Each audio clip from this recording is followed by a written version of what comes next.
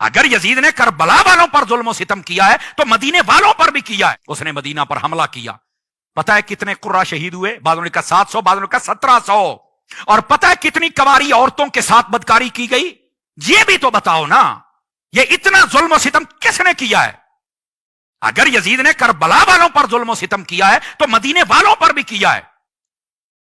और ये मदीने वालों का कसूर क्या था? ये हुसैन के साथ खड़े हो गए, इमाम पाक के मिशन के साथ खड़े हो गए।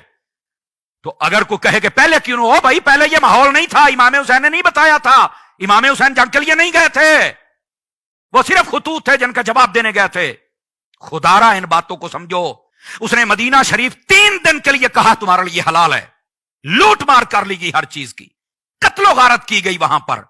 तो क्या यह सहाबा किराम का किरदार नहीं है? क्या उन्होंने इमाम हुसैन का यहां पर साथ नहीं दिया? वो जब पता चलना था तो तब भी होना था ना।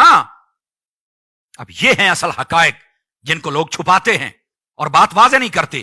नहीं मेरे अजीज, ऐसी कोई बात नहीं। और मैं अगली बात भी आपको बताऊं, जब उन्होंने मक्के पर हमला किया तो आपको पता है यह बात बड़ी सुनने वाली है, मक्के पर जब हमला किया हजरत अब्दुल्ला बिन जुबैर, उनको जब कत्ल किया, शहीद किया, 40 दिन तक खाना काबा के साथ आपकी लाश को लटका के खड़ा किया गया था। हजरत जी, खुदा के लिए सहाबा किराम के इस किरदार को वादे किया जाए।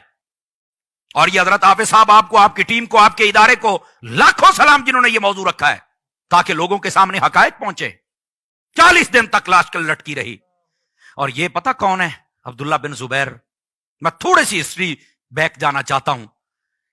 ये सिद्दीकीयुन नस्ल है, समझ आ रही है जी? हां, इनका रिश्ता सिद्दीक अकबर के साथ है, ठीक है।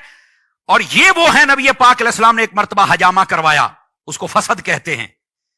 तो जब खून का प्याला भर गया ना तो फरमाया इसको वहां फेंक के जहां कोई देखे नहीं। तो आप जब लेके गए ना तो आपने फेंकने का इरादा किया। देखो ये सिद्दीकियों का खून कैसे जोश मारता है मोहब्बत और इश्क रसूल में। हजरत अब्दुल्ला बिन जुबैर जब फेंकने लगे तो ख्याल आया कि यार यहां पर तो किसी जानवर के पांव आ सकते हैं, किसी इंसान के, ये बेअदबी हो सकती है। और हुजूर ने फरमाया वहां पर दफन करना को देखे ना, बस फिर इश्क और अकल का मुकाबला शुरू हो गया। इश्क जीत गया, आपने प्याला मुंह से लगाया, पी गए। हुजूर सल्लल्लाहु अलैहि वसल्लम आप पी गए।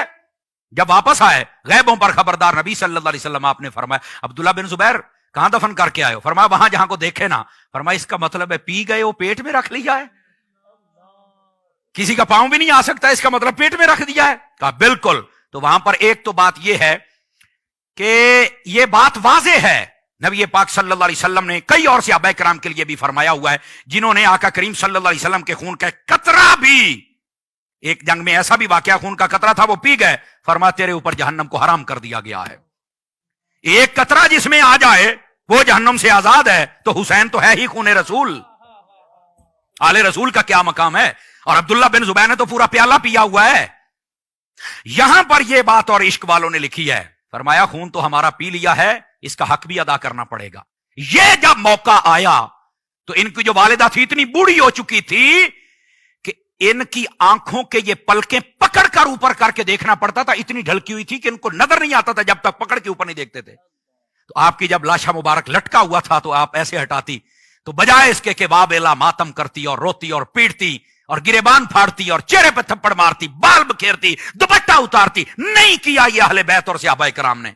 वहां पर पता क्या कहा? बेटा तूने रसूलुल्लाह का खून मुबारक जब पिया था तो तुझे कहा गया था हक अदा